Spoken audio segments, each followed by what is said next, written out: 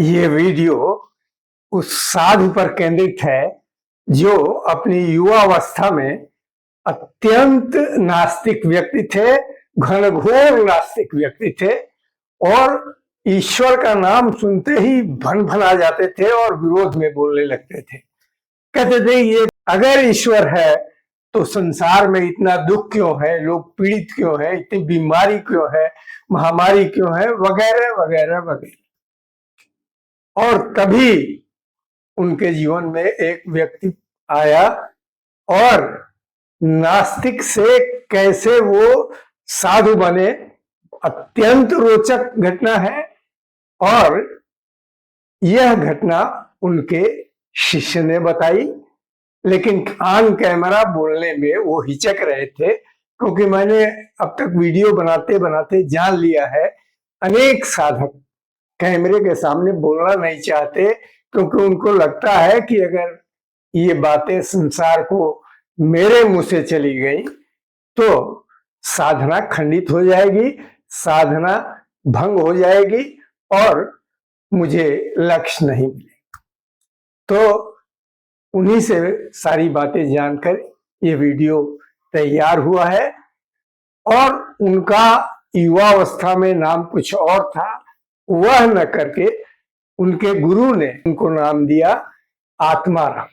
तो इस पूरे वीडियो में आत्माराम से ही उनके बारे में, उनकी रोचक घटनाओं को बताया गया है। नमस्कार, मैं हूं विनय बिहारी सिंह। मेरे YouTube चैनल टीवी रेक विद विनय बिहारी सिंह पर आपका बहुत बहुत स्वागत है। तो आइए इस वीडियो में आगे क्या है जानते हैं। आत्माराम नास्तिक तो हो गए थे, लेकिन दिन प्रतिदिन उनकी स्थितियां खराब होती जा रही थी। पैसे का अभाव और मानसिक अशांति बढ़ने लगी थी। तो उनको लगा कि क्या करना चाहिए, तो वो कभी बाजार में अपना मन लगने के लिए बाजार में जाके बैठते, कभी कहीं और जाके बैठते जहां लगता कि यहाँ मन लगेगा।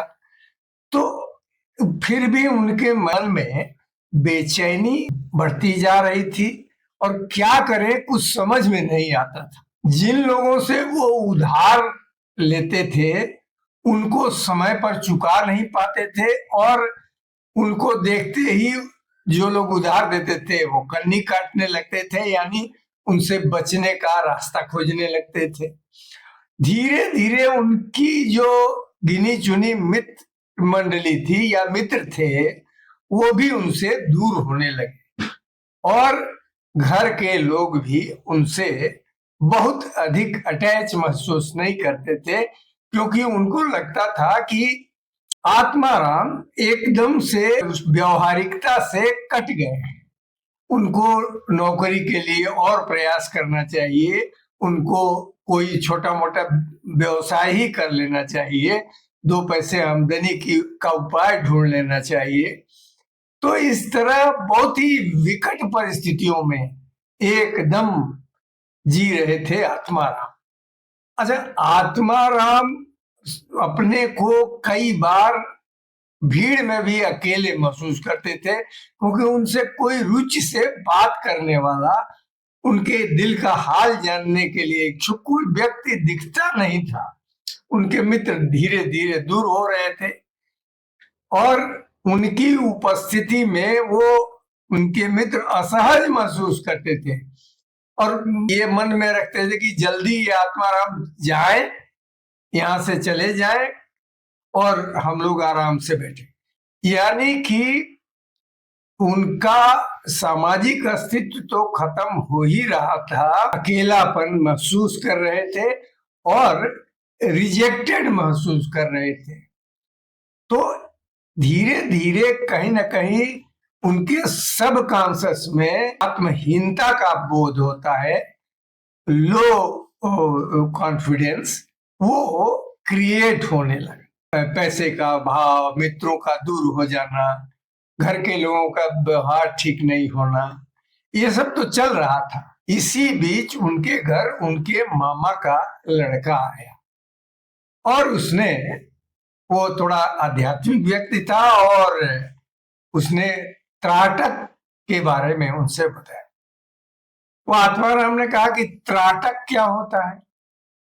तो उनके मामा के लड़के ने बताया कि एक मोमबत्ती जलाकर उसी तरफ एक टक देखने से मनुष्य का कंसंट्रेशन यानी एकाग्रता बढ़ती है और इससे मनुष्य का दिमाग शांत रहता है और बहुत सारे लाभ मिलते हैं, आदमी ठीक से काम कर पाता है।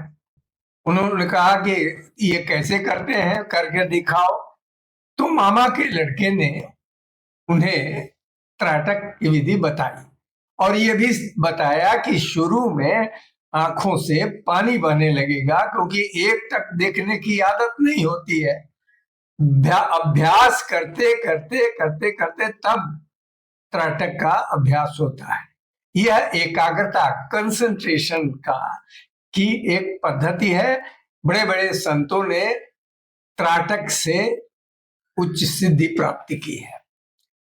तो आत्माराम के मन में त्राटक के प्रति गहरी रुचि पैदा हुई और उन्होंने सोचा कि वो करेंगे, ये त्राटक का तकनीक करेंगे वो।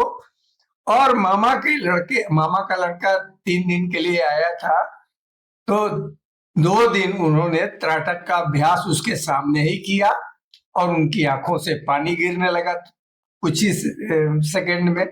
मामा के लड़के ने उनको उत्साहित किया कि करते रहिए और आपको आदत पड़ जाएगी। तो उन्होंने त्राटक किया और त्राटक में उन्होंने सिद्धि प्राप्त करने का मतलब कि वो देर तक त्राटक कर सकते थे। मामा के लड़के से फोन पे बातचीत की और उससे पूछा तो उसने कहा कि खाली त्राटक करने से ही नहीं होगा, आप एकांत में बैठकर भ्रूमध्य के बीच में ध्यान कीजिए। वहां आपको जब बहुत गहरा ध्यान होगा तो कुछ प्रकाश दिखाई देगा या आपको कुछ महसूस होगा। तो वो आत्माराम ने ध्यान से सुना और फिर वही करने लगे। तो सिर्फ त्राटक से नहीं बल्कि त्राटक के अलावा गहरे ध्यान में वो उतरने लगे और उनके मामा के लड़के ने ध्यान करने की विधि बता दी। और इस तरह धीरे धीरे उन्होंने अनुभव किया कि नहीं, मैं नास्तिक तो जरूर हूं लेकिन एक दिव्य शक्ति का भी अस्तित्व है और वही यह संसार चलाती है और वही संसार के जीवों को चलाती है। अचानक आत्माराम को याद आया कि उन्होंने रेडियो पर सुना था, एक महात्मा कह रहे थे कि सिर्फ मक्खन मक्खन चिल्लाने से तो मक्खन नहीं आ जाएगा, उसके लिए दूध में दही जमाना पड़ेगा, फिर उसको मथना पड़ेगा, तब जाके मक्खन निकलेगा। ऐसे अगर हम पूछते रहे कि मक्खन कहाँ है तो मक्खन नहीं दिखाई देगा, उसके लिए प्रयास करना पड़ेगा, परिश्रम करना पड़ेगा। ठीक इसी तरह भगवान के लिए भी गहरे उतरना पड़ेगा और ईश्वर को पाने के लिए जो नियम और शर्तें बताई गई हैं उनका पालन करना पड़ेगा। ईश्वर कोई बाजार का सामान नहीं है कि गए और खरीद के दिखा दिया कि ये देखो ये ईश्वर है।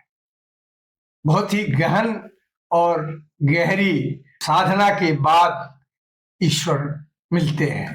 धीरे धीरे उनके मन में अचानक से परिवर्तन आने लगा और उन्होंने एक साधु से संपर्क किया, उस साधु ने अपने गुरु से मिलवाया और इस तरह आत्माराम ने साधु से दीक्षा लेकर साधना की और फाइनली साधु हो गए और साधना की उच्च अवस्था को प्राप्त किया। आज आत्माराम हिमालय में कहीं साधना कर रहे हैं और आनंद से रह रहे हैं। नमस्कार।